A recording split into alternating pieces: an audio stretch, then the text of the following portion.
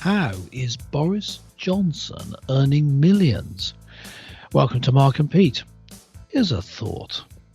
If your political career suddenly derails and your station is feeling the strain, sell tracks of your story when all else fails, and then jump on the gravy train.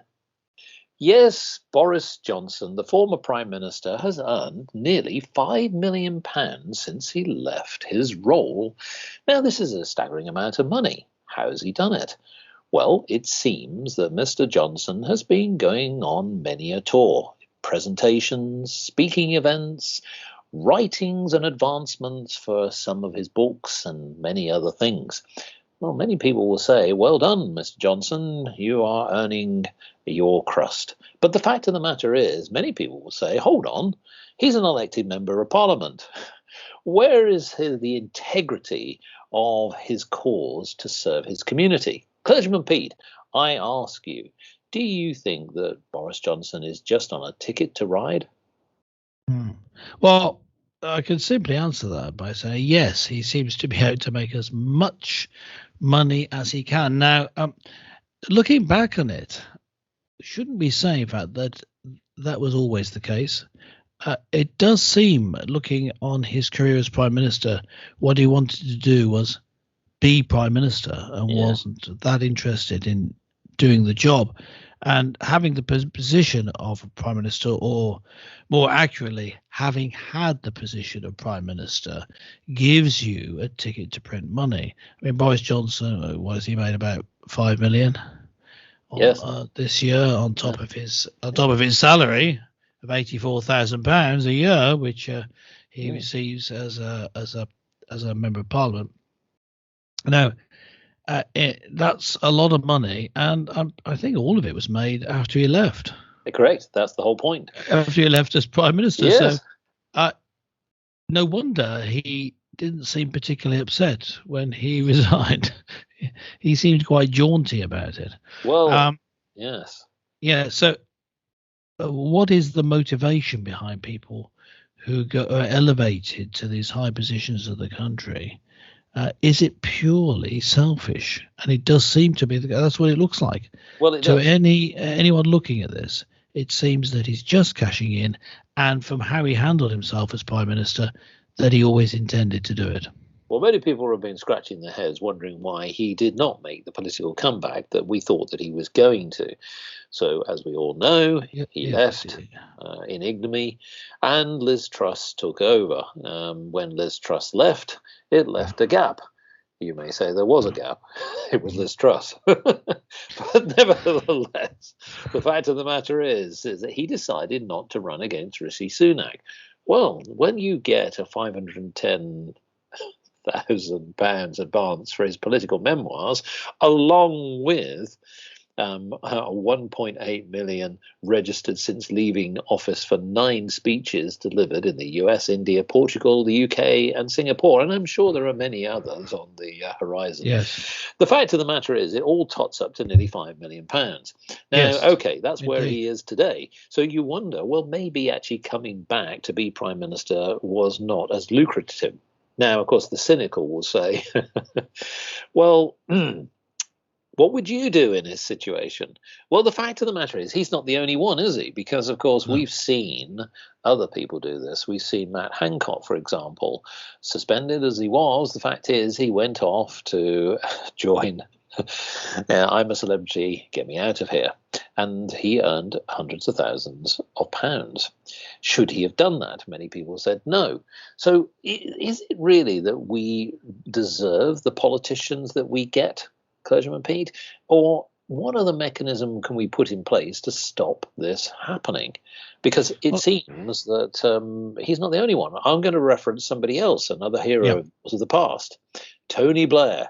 Now, when Tony Blair was Prime Minister, accepting that he had a longer tenure, of course, in politics, particularly as a Prime Minister, but when he left, my goodness, did he earn a lot of money on the public circuit and also in the private sectors, being an advisor to many others. He earned millions of pounds.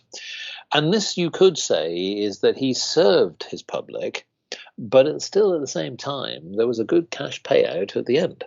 So what do you think? I mean, is this just an open market? It's a free economy, and that's something we just have to accept? And that's the precedent. Well, that's the way it all works. Or maybe that we need to reevaluate the type of person that we want to run our nation.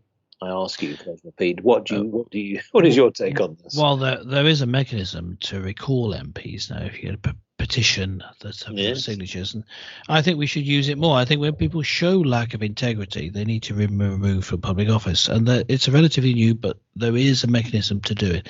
And then when it comes to voting in new people, we have an election, a general election, we go and vote for the same jokers as we did before. Now, what should happen is we just don't, no one votes because we just don't trust any of them. I mean, we get them because we get these people in place because we vote for them. And in the end, it's a reflection of who we are that we get these grasping people who have no intellectual weight or any sort of moral compass, it seems, actually running the place. There are MPs who seem to have a moral compass, but they seem to me to be few and far between. And so what's happening is such a large scale, I can't say it's just them. I think it's us as the people who are voting for them in Britain. And there needs to be a big change. Nigel Farage, who's leader of two political parties, he ran one of his parties in a general election, got 4 million votes and one seat in Parliament because of the way that it was run. And he was saying, well, you're not going to get change because people are just so set in their ways. They vote for these people who don't have their best interests at heart. And he then went on to say what he thought would happen. Then he corrected himself and he said, no, this is what should happen. Yeah, he doesn't actually have faith that people are going to bring it about. So I'm afraid it is true that we have people like Boris Johnson who do seem to be just on the make. And unless we change our ways, it'll just keep happening. Well, that's exactly. And I can see that that's the case. And now here's the other thing, because many people have said in recent analysis of politics in the last 10 years that not enough people with industry experience or other areas of society have come into politics. If you think of bygone days in the 20th century, there were people from the clergy, business, there were people from the military, there were people from many other different areas of life who decided to actually commit themselves to politics, and that was their vocation. They didn't sell out, effectively. Now, you could also argue that whilst politics is a very turbulent life, and you have to accept from their perspective, as has always been the case, that it's not an easy job. You're having to serve your local constituency, and that's fair enough. I mean, obviously, that's where it should be. We always say that it needs to be about localism, and that's what we want. Matt Hancock. So the fact of the matter is if you don't serve your community, then why on earth would we see any of these individuals as being credible selling out? Now, here's the thing. I think that it does need a complete overhaul of legislation to stop people doing this. But here's the thing as well.